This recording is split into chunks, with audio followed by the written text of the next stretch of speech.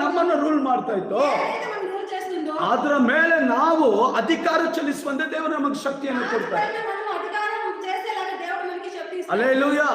ಲೂಕನ ಸುವಾರ್ತೆ 10:19 ನೋಡುತ್ತೇವೆ. ಸಾರಿ, 19:10 ನೋಡ್ತೇವೆ.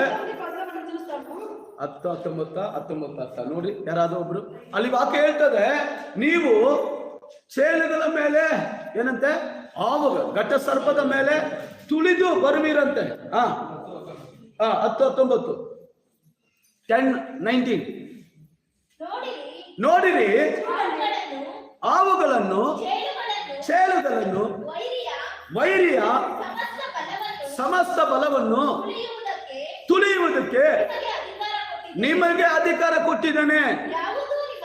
ಯಾವುದು ನಿಮಗೆ ಕೇಡು ಮಾಡುವುದೇ ಇಲ್ಲ. ಕಾರಣ ಯಾವುದು ನಮ್ಮನ್ನು ಆಳ್ವಿಕೆ ಮಾಡ್ತೋ ಅದನ್ನು